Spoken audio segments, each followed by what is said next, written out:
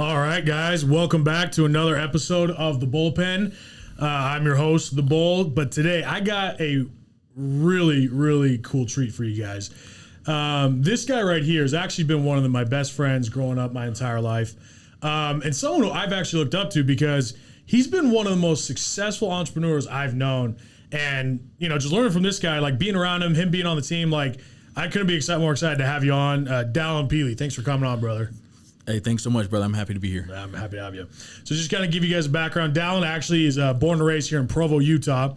Went to Pleasant Grove High School, was captain of the football team. We actually played together, right? We played together almost growing up our entire lives. Dude, forever. I mean, dude, like, I don't know. Just so you guys know, this dude is one of the biggest dudes you'll meet, right? Probably one of the most aggressive and hard-hitting dudes in football, and he was like that when he was a kid.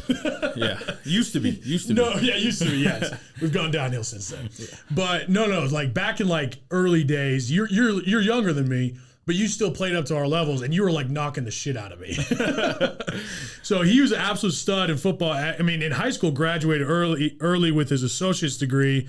Ended up going on a mission, an LDS mission in Papua New Guinea. Right after that, played at the University of Utah, linebacker, right? Yep.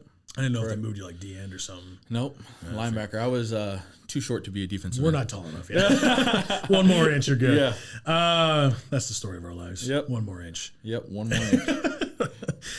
But what people don't know about that is after he played football at Utah, Dallin was one of the most successful and actually one of the top performing reps at one of the biggest door-to-door companies in the world. As a matter of fact, probably in my opinion, the company who made door-to-door like actually a thing that made it like as big as it is now, Vivint. You were one of the top reps there, right? I mean, you're giving me a lot of credit. Vivint was huge. You know what I mean? Right. And I did perform very, very well. But dude, yeah, I was able to learn a lot. I was able to take away from, doing door-to-door. That was my first real job. You know what I mean? And so I was able to learn from a lot of great salesmen.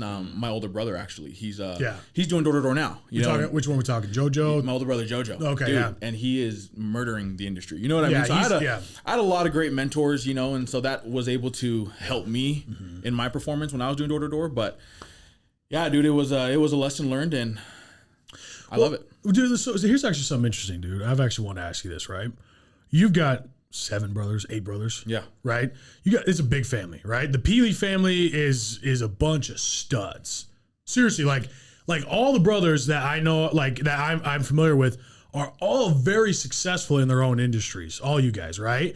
And I don't know about how they'll like listen to this, but maybe you're more successful than all of them at this point. Well, I mean, no, I'm just kidding. No, you're right, man. They're all doing well. Amazing. And me being the youngest out of all the boys, they were like my mentors my whole life. You know what I mean? And you talk about it a ton, right? Yeah. Like having the right mentors in life, whether they're paid mentors, whether they're within the walls of your own home. Like, dude, I got my oldest brother, right? Yeah. He owns a construction company doing super well, right? And his business acumen is just on point, right? And then I have another brother. He's a sales manager at one of these huge call centers. And then that other brother, he's still doing door-to-door. He runs his own solar company, totally killing it. So, I've been able to inherit, the goods from each of them. And dude, I give them a lot of credit, in what I'm doing now and what I'm going to continue to do. Yeah, what I mean? Absolutely. I mean, as you should. Like, sounds like they, were good brothers to you. You guys have a tight knit family, and luckily enough, you're here working with Alpha, which I love that you're here with me. Too, man. Just come full swing, right? Yeah. But dude, listen, man. Like, what's your story? Now, when I mean like this is like you, right? This is like what you did, but like. What at the end of the day, what's your story? What really made you who you are today? Because, dude, how old are you? 23? Just turned 24. You just turned 24. Yeah. Doing 7 figures easily, maybe even multiple 7 figures. Actually, you are already doing multiple 7 figures in sales every year. A lot of people, especially in the state of Utah, look up to you, right, as an entrepreneur. How the hell did you get here? Like that's what I really want to know. What's your story? Like, what made you who you are today? Like what made Dallin Pili Dallin Pili? When it comes to my story, I've actually never thought about this question, so it's a good question. But dude, I'm competitive. Yeah. First and foremost, you are. You know what I mean? I'm competitive, it. And being from again, we just talked about it. all my brothers are doing well in whatever they're doing, right? And for me being the youngest, I kind of took it as like, okay, well, if you guys are doing well, I can do just as good. Right. You know what I mean? Or if not better. Yeah. You know, and so that's kind of where it started. And then playing football, you know, that was like, dude, I lived and breathed football every day. That's all I knew about. Right. You know what I mean? And I wanted to play just like everyone else has that dream to play professionally, right? Not because it's super fun and you get paid well, but you know, that's what I was into. That's all I thought about. Yeah. Then I didn't make it. You know what I mean? And that dream was cut off, you know? And so for me, it was either like, do I cry and do I swaddle myself, or do I figure out what the next best thing is, right? And communication came easily to me, right?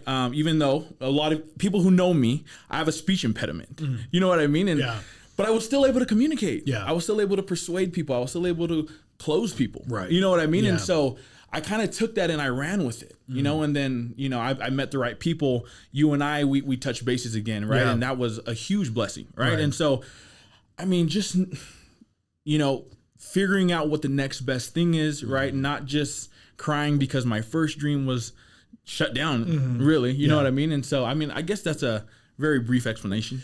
Well, dude, I mean, like, listen, man, first and foremost, your speech impediment, you know, like, it's so interesting because I almost don't even notice you have it. And here's why. Because you're so fucking confident. You just like it's it never even like phases you, which a lot of people out there have speech impediment. That's so normal, right? That's an extremely normal thing to have a speech impediment, but so many people let that get to them. And how many people would choose sales, right? Right. Literally, your entire tool is your tongue to make money communicating, right? And just the amount of confidence that you breathe, like every day, and like it's funny because you bring that up. I'm like, I don't even fucking notice because seriously, like you're so confident through it. That takes balls, dude. It takes some courage to like just like not let that hold you back, you know? Because I mean, that's I don't think people realize that's a big deal, right? You know, that's true. But dude, so football, right?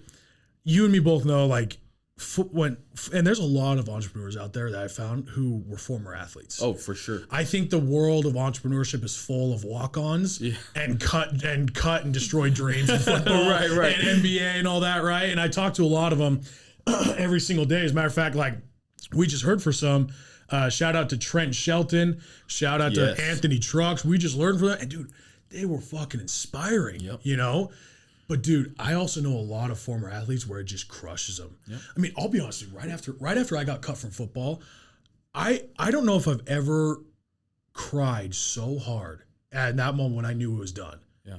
It was everything to me. It was what I woke up thinking about. It was what I went to bed thinking about. It was what I was dreaming about at night. It was what I was thinking about during the day. I wasn't paying attention to class. I was thinking football. Every time I was eating, I was thinking, I'm eating this for football. Right. Every time I worked out, I'm thinking, I'm working out for football. Every time I listened to music, I was listening to music thinking about football. Right? And when it was gone, was the darkest time, dude. Like you don't even know what to do, dude. And it sounds so corny, right? Right? Doesn't it sound corny? No, like, my dreams were destroyed. Like what? You're like, what's that guy from Friday Night Lights?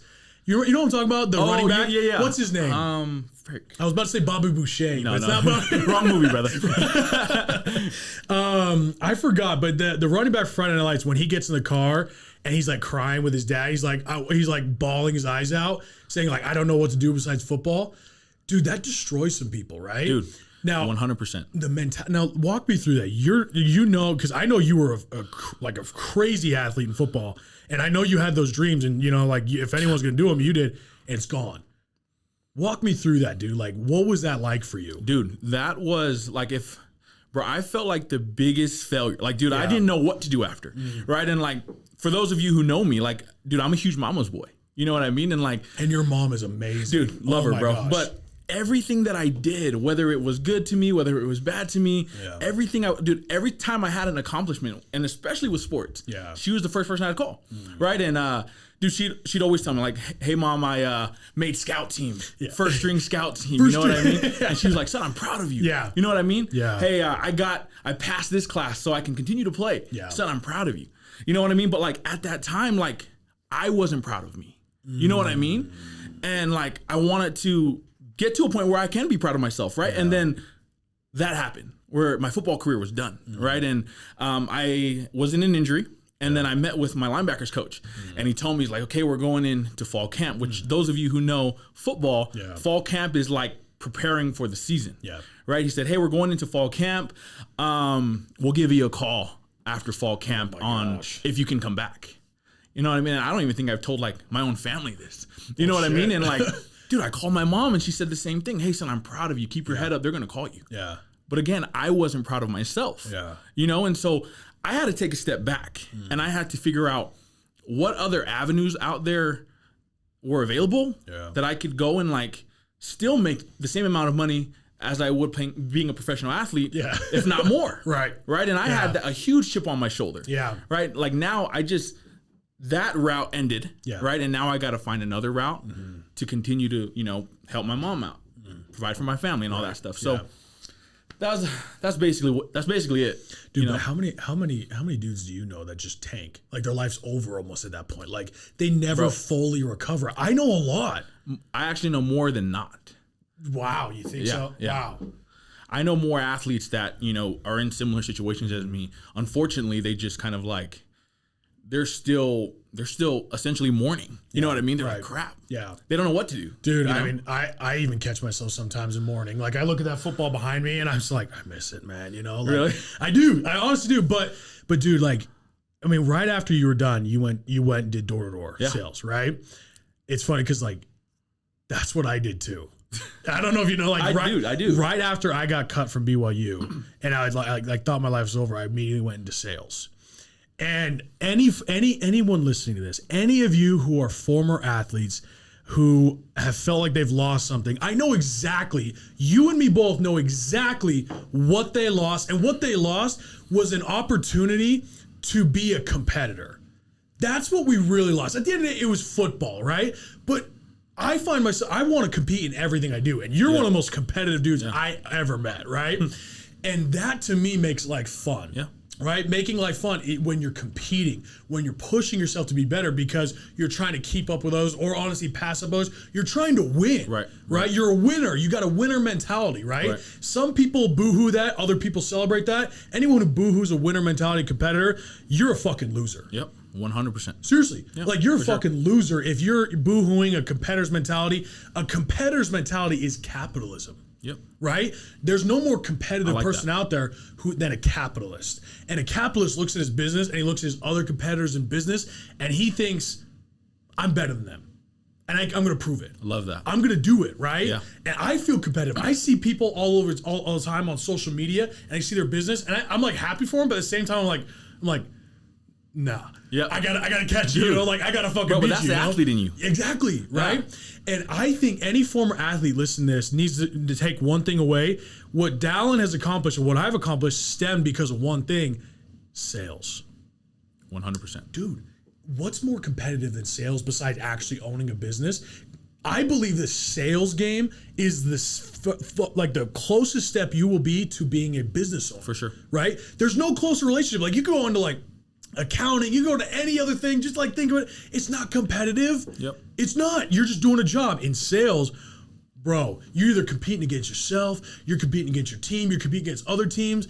And to me, at least, that brought a fire back in me. It wasn't what football was at first, you know, at least, but it still at least gave me something that kind of got me excited to compete a little bit, right? Was that kind of the same for you? Dude, 100%. I know exactly what you're talking about. Yeah. I mean, Vivint, they do it very much like that, right? They like bleed competitions in you. Like, that's what that's all you think about. Right. You know what I mean? And for me, leaving football and going into that, dude, I loved it. You know what I mean? Like, I felt like leaving that industry, playing football, going into the sales industry, dude, it was like the best transition ever. Yeah. In fact, like you talk about how you miss football, dude, I really don't. You don't? No, I actually don't. Really? Like, dude, I feel this same drive of being competitive as I did playing football, like doing sales. You know what I mean? And I love it, dude. And like, just like playing football, you see someone, they get 12 tackles in the game, you're like, okay, next game I'm gonna get 13. You're right. Same with sales, dude. When I was working door to door, even now, right? I see people throw up crazy numbers.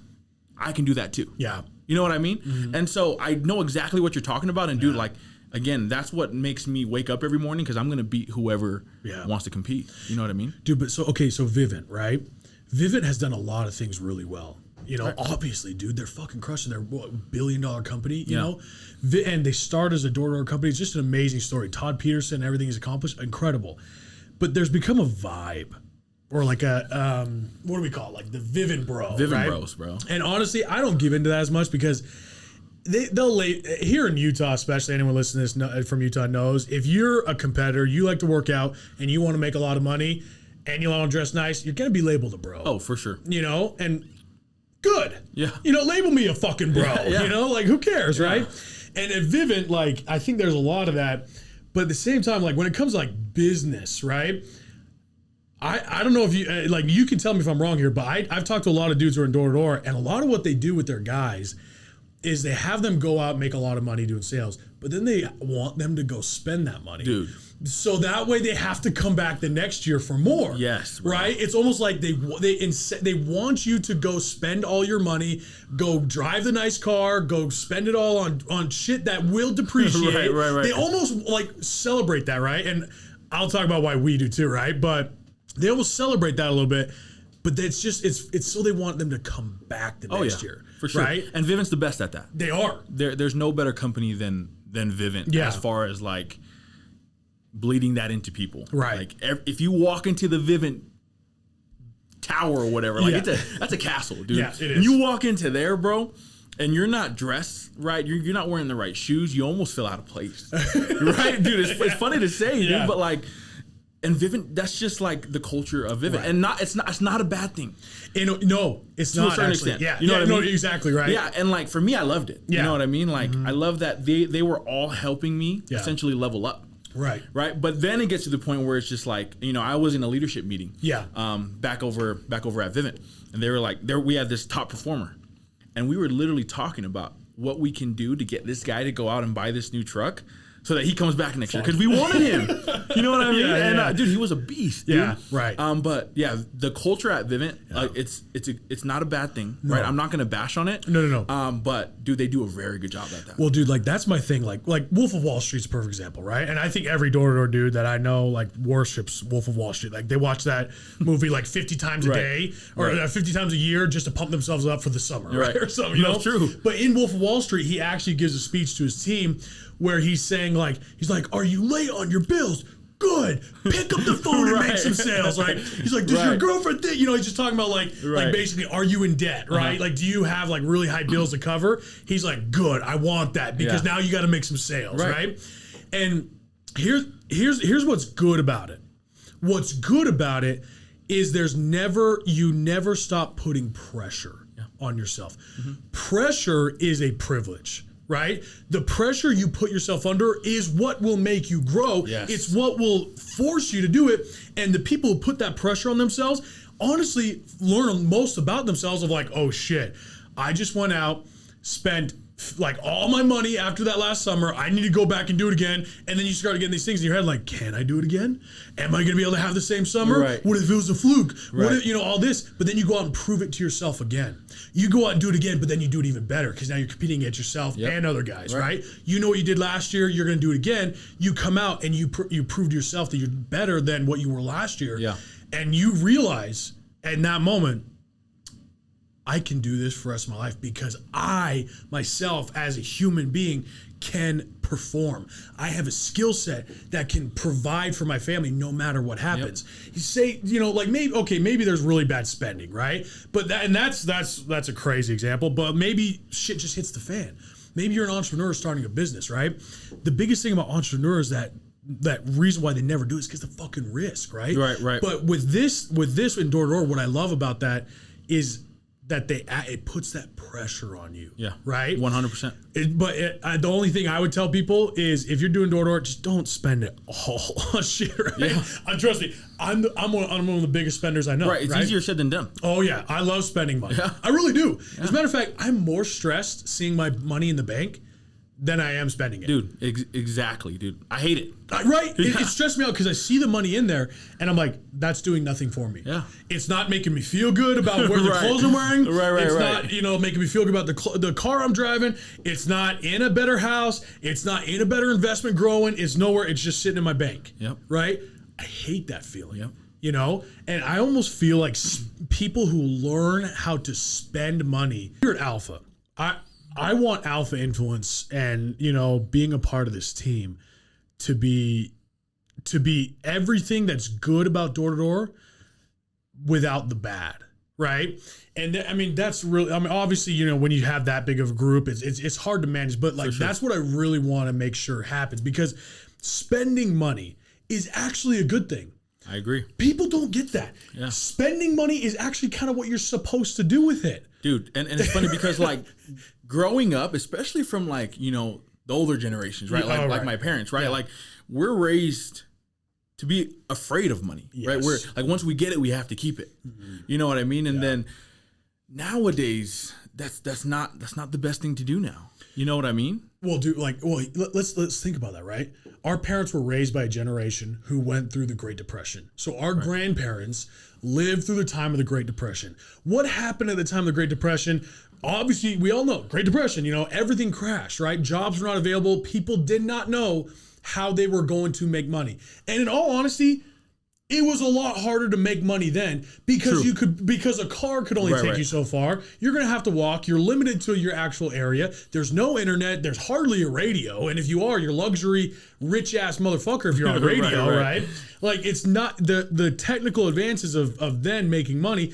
Honestly, the way to make sure that you could survive wasn't so much a business acumen back then, even though it was, but it was more so of you got to make sure you know how to get food. Yeah. That is actually the time when that was what they went through, right? So then that generation raised our parents, right? So our parents were raised with that mindset, right? But now our parents raise us in a time where we have social media, we have the internet, we have cars, we have planes. It's cheap as fuck. You can fly on Frontier or Spirit Airlines at your own risk, right? Right. You can fly for $50, go somewhere else. There is no limit. Yep. To what you can do in today's world. The only limit is yourself. It's your mentality. It's who you are. That's the only limit today. And that's why there's a huge difference, is because now we're in a limitless world, right? We're in a limitless world. And by the way, dude, when I say limitless world, it's even getting more better. Because there's nowhere in the world we can't get to except for fucking ocean, right? Well, we're in space, Right. But there's parts of the ocean, I don't give a shit. Who cares? But the thing is, it's only going to get better. Yeah. You're going to be able to get to Los Angeles, right? You're going out to Los Angeles, that takes you, 14 hours? Yeah. But now we're in this limitless space where actually in the next 5 to 10 years in our lifetime, and especially our kids' lifetime, dude, our kids, they're going to live in a world where you can get to Los Angeles in 30 minutes. Dude, I agree. I'm not kidding. And we already can technically do it on planes. I mean, that's going to be more readily available than just an airplane. We talk about Amazon because obviously we're in the Amazon e-commerce business, right? Amazon's investing billions and billions and billions of dollars into flying cars. Yeah. Drones even, right? Like little mini helicopters that the everyday American can pilot around, which means your DoorDash no, seriously, think about this. That's true. The restaurant game is going to change forever, right? And I'm getting back to this. I know I'm talking about the Great Depression and all this. I'll get back to that, but the whole idea here is that the restaurant game, every game is going to change because you could DoorDash something from Los Angeles and have it here in 30 minutes. How long does it take you to get a DoorDash right now? 30, 40 minutes? Yeah. It's going to be the same as if you got it right down the street. Right. Just because driving 30 minutes as opposed to flying 30 minutes is completely different. For sure. And that is not something that's that's sci-fi. That's not sci-fi. We already have the technology to do that, right? Yeah. So what I'm talking about here is this limitless space of what we're in, right? And our parents raised us in this mindset of you want to hold on to everything you have kind of thing. And maybe not even parents, mostly just society, right? Yeah. That's kind of society's game plan for it. And we're anti this all the ways. What they, what you're given, hold on to it. Don't take any risks, save it away so you don't lose your money. That honestly makes sense when you're coming from Great Depression times. Makes total fucking sense. Because they're saying, prepare for your darkest day, right? And you know what? I don't have to prepare for my darkest day because I do not live in a limited world. I live in a limitless world. Love it. And as long as I'm not limited up here in my mentality, I can go make shit happen. I lost my biggest connection in business and immediately went out to Dallas, Texas, started knocking doors, made 6 figures, reinvested all of it back into the business. And you know what? I didn't have a dime left. I reinvested every dime from that back into the business. And even if the business failed, I knew I could do it again. Yeah. I was not limited to making money. dude, I can make money on social media. I can make money on Shopify, on Amazon. Right. I can make money knocking doors, for hell's sakes. Yep. You know, I can make money delivering Uber. There is no shortage of money in our lifetime and never will be. The shortage is up here in your mentality. And that's the kind of thing. It's not like I don't even think like our parents or like really just society's game plan that's been given to us was given to us out of malice. I believe it was given to us out of love based on what came, from the past, right? But it was given to us and it's outdated. You cannot be someone who holds on to money. As a matter of fact, money is a game of what flows, right? That's a good point. It's a game of energy. If your energy's flowing, you're going to make money. You're actually alive. You're breathing. You're making money. You're providing value. If you hold on to it, it dies. Yep. Actually, literally based on inflation, it's dying. Literally based on your mentality of it sitting there, it's dying. It's not being used. It's either growing or it's dying. There's nothing in between. Yeah. That's the whole idea of our life, and the be greater be nothing is either you're pushing forward or you're going backward. There's no stagnant in between. For sure. Right? Yep. I mean, we can talk about money, physically, mentally, but that's why like you have such a successful thing. And tell me if I'm wrong, people will look at you like, dude, you're spending too much. Oh, dude. And dude, you know what? You make a good point. Like, I love what you said. Bro, and again, I think that was my biggest, like, once I understood that concept, it changed everything. Yes. Like, times have changed. Yes. Business has changed. Absolutely. Sports have changed. Dude, like football, bro. There's so many new penalties now, but like, my point is times are changing. Yes. Right? And we have a lot more resources now. Yeah. Right? And dude, I'm doing a bunch of different business ventures, right? And absolutely. And you're crushing in all of them. Thank you. But my dad, for example, right? He has, the other mentality, right? Like, you got to keep your money, you got to save it. And when he sees me doing all this stuff, he kind of like has to counsel me. He feels like he has to like tell me I'm not doing that. I got to save. But like, people don't understand that times have changed and you either got to keep up or you get lost. Yes. You know what I mean? And for me, right, like, dude, I went to lunch with this guy. I was actually trying to recruit his son to come knock doors with me the next summer. Love it. Right? And this guy's a super successful guy, right? And he's a good family friend of ours. He's close with my dad. And he told me something crazy, dude. He told me, back in the days, your dad, your mom, we had to work hard. And when you work hard, you get what you want. Yes. Nowadays, hard work is just a fraction of the equation. Dude, yes. You know what I mean? And he broke it down, dude. Yeah. He told me, organization. You have to be organized. That's why if you see the most successful people, they have personal assistants. Yeah. Right? Yes. They keep them organized. Second, you have to have diligence. And that's where hard work falls in, right? If it was just hard work, the construction workers would be making the most money. Right? Amen. Oh my gosh, dude. Yes. And then the third thing, you have to have prudence. You have to have the ability to make the right decisions and you have to act really fast. Yes. And then the fourth one, you have to be obsessed. Where your focus goes, they say energy grows, right? Yeah. And I think that's my biggest thing, right? Is if you can have a vision, if you can think of what your life is supposed to be like in 10 years and you focus on that, right? You become maniacally obsessed with it, almost just as obsessed as you and I were playing football. Right. Right. If you can become maniacally obsessed with the vision, then that's where you get a sense of fulfillment. Right. Dude, amen. Dude, like what you just said, if everyone could understand that, their life would be completely different. Dude. Completely different. Completely different. It changed my life. It changed mine. Yeah. It changed every entrepreneur I've ever met. It changes their life. Unless they didn't get it, then they shit. They just shit the bed, right? Right. But dude, the only thing you can count on in life is change. The only constant in life is change. Yep. That's the only thing that will always be there. That and taxes. Yeah. That's true. Damn those taxes. Fuck Joe Biden. But no, seriously, that's the only constant, right? And I said this over and over again. I look at my dad, I look at people who I love and respect, and they are some hard working sons of bitches, right? For sure. I look at them, they work their ass off. But you know what? They work their asses off and they really don't get rewarded the way they should be. Right. Because with the amount of hard work that they give, like the amount of effort and like, dude, sweating and just like maybe just actually physical labor, whatever it is, they are some of the hardest workers there are.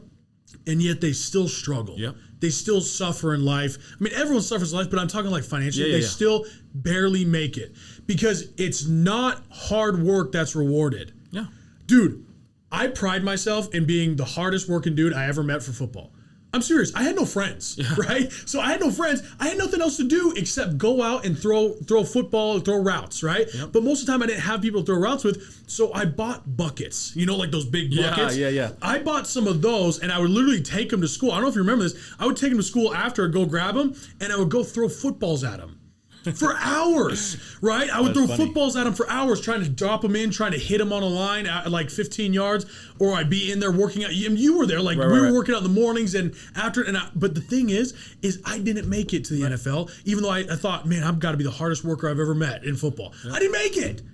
Because you have to have skill sets, you have to have certain value that's provided to certain workspaces, right? And okay, football is one example. I wasn't, I'm not 6'5", right? I had a cannon, but I just wasn't good enough, right? And that pissed me off. Yeah. But the thing is it's not just hard work, dude. No. You have to have hard work to make it. Yeah. But it's not just that. Yeah. It's so much more than that. And dude, people still to this day don't understand that. No. You know what I mean? Like they think sweat equity's it, right? You put in the sweat equity, you're going to get rewarded. Right. But like you said, dude, people just... They got to keep up with the changes that are happening, right? And I forgot who said it, but they said I forgot what it was, but it was like everyone wants change, but no one wants to change. Yes, you know what I mean. Right. And dude, if while things are changing, if we can change as well, we can keep up with the times, dude. Things become easier. Well, let's talk about the times, dude. Like you and me are obviously in a very futuristic space of e-commerce and business, and like what we're doing, I believe will be around. And not only just be around, I believe we're in the best industry we could be in. With between life insurance, real estate, and businesses like e-commerce and stuff for the next 10 years. And honestly, I even that's why I'm investing in these restaurants, because the restaurant space is going to be a completely different story. Yeah, and people aren't just going to buy what's close. They're going to buy what's cool and what they want and what follows on social media. And that's a whole other thing we talk about. But basically what I was saying with that is like the changes that are happening. Like, let's talk about some of these. How many jobs, do you know how many jobs are out there that are shipment jobs? Like basically you're either working in a warehouse or you're in some form of trucking, right? It's estimated that one out of, I think it's every 200 something workers in the US work for Amazon. But guess what? Amazon's investing in robots. Yeah, I know you saw that thing that just came out today about home robots. Dude, they already produced robots. That's for the home. They're going to sell robots to the home. And dude, there will be robots in our house. In our kids' lifetime, there will be fucking robots that we call Alexa and Siri, right? Right. I believe that. So there's no doubt in my mind, Yeah. But the thing is take that into account. I mean, Elon Musk just announced these crazy iRobot looking things, right? Right. But dude, look at that. That will replace the manual labor job. If you work in fast food, guess who's replacing you? Robots. And I sound like such an old man when I'm saying like robots are taking the jobs. It's actually legit. Bro, it's happening now. Yes. Dude, like when was the last time you've been at Walmart, dude? Hey, oh my gosh. They're all self-checkout. Everywhere. Dude, like they don't have cashiers anymore. And they only have to have one dude watching the whole self-checkout thing as opposed to having two on each. Exactly. Right? So dude, it's like, I get what you're saying, dude. It's happening now. Yeah. And again, that goes back to what we were saying before. Times are changing and you got to keep up. You got to be ready. Yeah. And the thing is there are going to be a lot of people left behind, and it's not going to be a good times. It really is not. Yeah. I don't love it. As a matter of fact, I hate it because in my opinion, this is the big separation of you're either going to make it or not make it. In every other country you go to, there's the rich and there's the poor. There's no middle class. Is true. In our country, what we pride ourselves in is that there's a middle class. The middle class is dying. If I can show you all of the numbers of inflation, of people not owning enough assets to keep up with inflation, of people just not putting it the right way in general, I can show you all the numbers of just numerically why the middle class isn't going to make it. But then I can even just show you actual physical proof that there's not even going to be the jobs for the middle class. Yeah. Like, dude, fast food, shipment and order, and working in a warehouse. And dude, even building homes, dude, like they're prefabbing homes a lot in warehouses, and they actually can use that with robots like they do with cars, right? Yeah. And we talk about this. I mean, I could go on and on. We're talking about Walmart and self-checkout. We could talk about Domino's Pizza.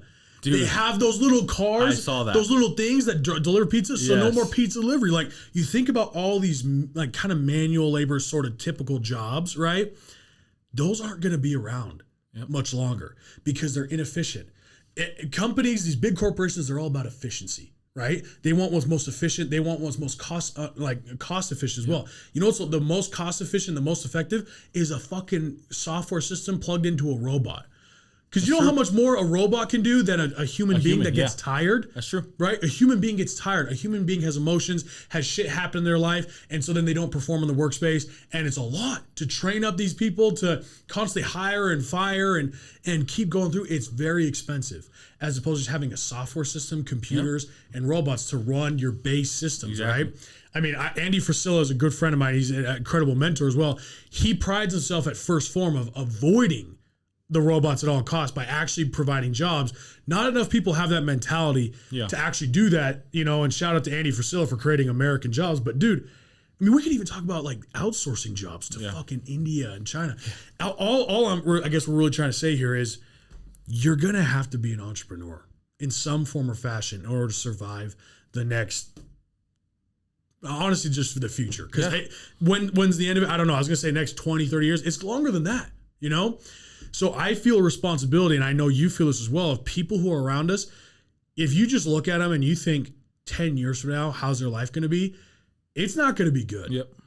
It really isn't. I mean, we're looking at maybe $10 a gallon, you know, for gas, right? We're looking at, you know, like not enough jobs and crazy inflation rates. And dude, that's why we need to have our, you know, like our feet in the right place, right? You need to be doing the right stuff. And honestly, you got to have the right mindset about money. You got to spend money to make money. You do. That's it. That's the game. You're going to have to buy assets. You're going to have to be willing to drop a check of $300,000 at a moment's notice because it's a good investment. And the waiters are losers. Yeah. You know, I know you've met with people who always say, I want to think about it. Dude, there are so many of those people, bro. Indecisive, want to think about Scarcity mindset. Yes. Scarcity mindset. You just nailed. That's exactly it. Those are the people who will lose. Yeah, I agree. Right? I agree. So, I mean, dude, scarcity mindset. I mean, that basically wraps up. If you have a scarcity mindset, you're going to lose in the game. Dude, I've even met with the opposite side of the spectrum where they're the most successful people. Right. And the thing about those most successful people is, dude, they'll invest into something just by you answering two of their questions. Oh, yeah. And they'll throw down high six figures. Yeah. You know what I mean? Right. Versus the people, like you said, those are the people that are like, I need to talk to my CPA. I need to talk to my mom and my mother-in-law. And I need to think about it and I need to pray about it. Like those are the people, like you said, that they're going to have a hard time, bro. Hard time. And dude, so nothing against CPAs, right? I have a CPA, right? I love my CPA. Anyone who tells me that they want to go check with their CPA, I have a lot of questions about that because first and foremost, you're telling me you have zero confidence in any personal important decision making for the rest of your life. Yeah. Seriously. They have no prudence. No, nothing. They're going to just give it to somebody else, right? And secondly, you're giving it to the wrong dude. Yeah, that's true. CPA, he's not there to give you investment advice. He's not there to give you. He's there to give you tax advice. He's there to give you, you know, maybe structure advice for corporate. Like there's things CPAs can do, but if you want investment advice, typically you go to your financial advisor or financial planner, or someone who's just invested before. Yeah, someone who's picked their brain. Exactly right. And dude, that's the thing is like. I don't have a financial planner. I am my financial planner, right? I go out and learn from other financial people and I create my strategies for myself, right? I don't no one's running my money. I'm running my money, you know? Anyways, do people will pick, they will pick it apart if it's $97 or if it's even just $3,000 or $4,000. But when it's something that someone can actually afford, like $100,000 investment, $300,000 investment, those conversations are so easy. Yeah. They're so easy because they're like, okay, yeah, give me the details. Oh yeah, that sounds good. Okay, what about this? What about this? What about this? Checks off. Awesome. Done. And what is the one thing they all understand is they know there's risk. Yeah. They already know there's risk before then. They almost never ask about any bullshit money back guarantee or anything like that. Never ask about that. They just say, let's do it. Yep. I can handle the risk. Why? Because if I lose this money, I can make it back in. Yeah, it sucks, but I'm gonna lose some. In my journey of entrepreneurship, I am going to lose money. Yep. Kind of guaranteed it's going to happen, right? Yeah. There's only one guarantee in business that you probably will lose at some point, right? That's true. So, yeah, dude, people's scarcity, I don't know how to get everyone. You just can't. You can't get everyone. You can't control that. You know. So listen, man. Anyone who comes to you, they want advice from Dallin Pili. What do you tell them? Like young entrepreneur, you know, around our age, former athlete, something like that. Maybe not even young entrepreneur. They just want to be an entrepreneur, right? Yeah. What would you tell them? Oh man, dude, I would tell them a lot. Yeah. First off, I would tell them, think of where you want to be in 10 years, 15 years, 20 years. Have a vision. Then you have to break it down into steps, right? And everyone has these. Like, I think making goals, having ambition, active ambition, it's crucial. Yeah. Right. Because it's so easy to say, I want to make $100 grand. I want to make $1 million. Right. And there's a difference between making $1 million and keeping $1 million.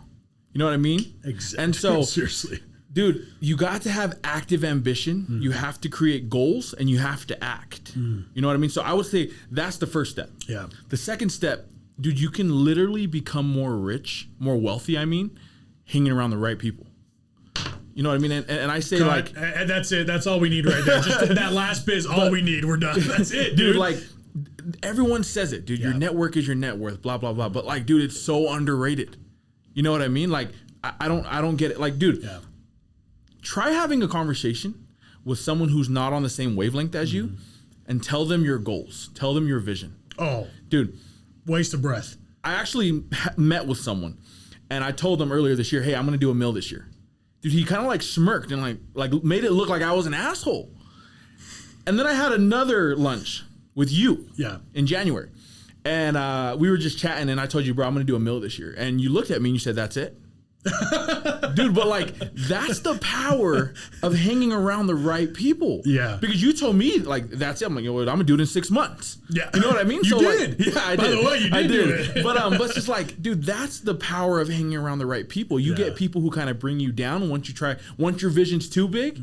Then you get people who really push you if your vision's too big. You know why they're going to pull you down if you tell them their vision? Because your vision threatens their way of life. Seriously. Makes sense. If you are their same age, or even just you, actually, really not even age doesn't have to do with anything, because if they're older than you, you know, like, then they're even more threatened because, like, oh, this young buck, right? If you have goals and ambitions that are more than theirs, what they've accomplished, and you go out and accomplish them, it makes them look bad in their own minds. Really not in general. Like, no one's looking at like, oh, Dallin's crushing. Everyone's on their different wavelengths, right? Everyone's competitive. Right. It's different, right? Everyone has a different path. Some people get there faster. Some people get there slower. As long as you get there, right? But at the end of the day, the people who try to pull you down honestly just feel threatened that their way of life is getting almost a light being shined on when they see you go out and blow things up. That makes sense. Right? I mean, seriously, like, why else would they not want you to succeed? Dude, well, I don't get that. You know what I mean? And for me, I'm trying to cut those people off. You know what I mean? Like, people who, hey, I'm going to do $1 million this year. They're like, douchebag. You know what I mean? Yeah.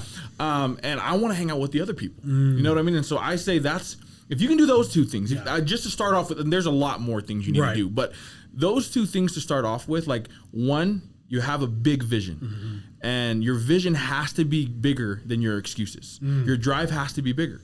And then you have to surround yourself with the right people. And dude, it's easier said than done. Yes. It's a lot easier to hang out with the people that are doing the fun things, going out on the weekends, going to parties. It's fun.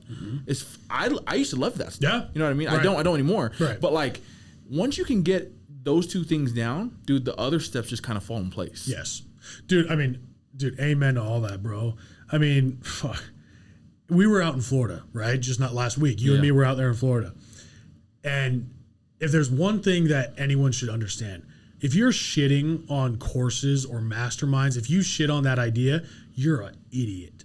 Because going to those masterminds, going to those events and learning and just being around those people, like, we were meeting with some people, you know, and just talking to them for a sec, they would never, ever, ever smirk at you for saying, I'm going to do $1 million. Dude. They'd all look at you like, yeah, well, why you should shoot for $1 million? Yeah. Like, look, that's like the mindset's like, why just $1 million? Yeah. You know, like, and dude, you know what's funny?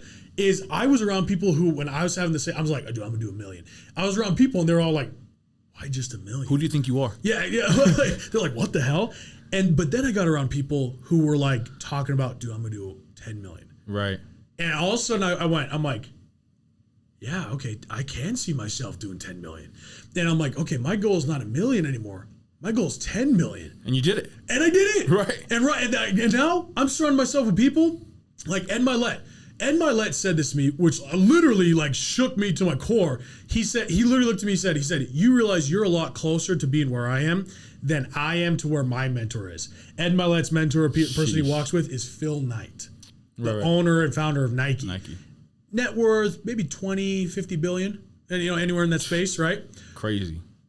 So Ed Milet's net worth probably around $700 million.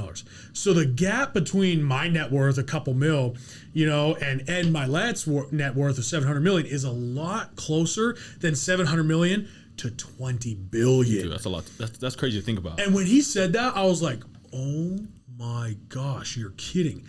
And it literally put it in my head. I'm like, oh, I could do that. Yeah.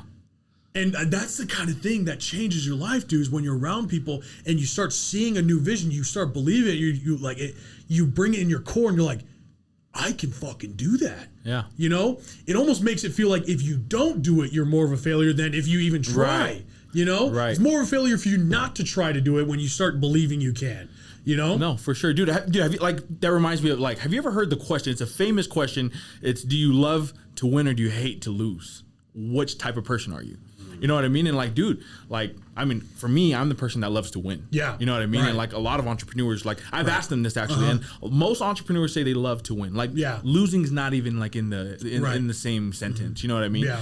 And what you said, that's actually what it reminded me of. You know what I mean? You gotta see what's possible, and then you gotta chase your potential, dog. You know what I mean? You gotta get after it, dude. And something you actually said, I meet with people all the time, and you know what their lifelong goal is? No, I'm serious. And I know you hear this all the time as well, because this actually was my goal when I didn't have much of a vision. I have a lot of people who dream, literally their dream is to make six figures. No, I was in that same boat a few years ago. I was too, right? Yeah. And I look back at my mentality, they're like, oh my gosh, I look at somebody, I'm like, he's making six figures. Yeah. I was like, that's $100,000 a year, you know? And that was my lifelong goal, right? And I'm sitting there looking at that, and I'm sitting here today now looking at that number. And I don't think people realize once you hit six figures, you realize very quickly that ain't enough. It runs dry. It's not enough, dude. Yeah. I mean, six figures was really cool in the 1950s. Yeah, that's true. It really was, right? And it was cool even in the early 2000s. It ain't anymore, man. There's a lot of people making six figures now. But dude, right? I think reason why a lot of people think that is, again, times have changed, and that's an adopted mindset. Yes. That's an adopted goal, right? Because people, I'm at fault too. I want to make six figures, but I never thought about how I'm going to make six figures, how much money I need to make per month, how much sales I got to make. Dude, that's what I'm talking about, active ambition. Yeah. You know what I mean? Once you come up with something that you want to do, you got to break it down into steps on what steps you need to take in order to get to that. Amen, dude. Amen. Dude, Dallin, thank you so much for coming on, brother. Bro, appreciate your time. We're going to have more of these. You're going to come on a lot more. Guys, if you want to follow Dallin, I strongly recommend any entrepreneur out there who wants to learn from a master of sales and just honestly a master of mentality, go follow Dallin. His on Instagram is at Dallin Pili 4, the number 4. So at DALLIN PILI 4, the number 4 on Instagram. Go follow him. Give him a shout out because you listen to this, and go learn from this dude because he's changing lives. The one thing I can say about this dude is not only is he performing for himself, and he always will. I've never had a doubt because he's always had that mentality ever since I've known him as a kid. But he has adopted a mentality where not only will he change his own life, he's changing other people's lives around him. And there's nothing I love more than seeing that. And I'm so grateful you're here, a part of Alpha in this business. And honestly, just fun hanging out with you, man, every single day. So thanks for coming on, brother. Bro, good to see you. Appreciate you having me, brother. Appreciate it, man.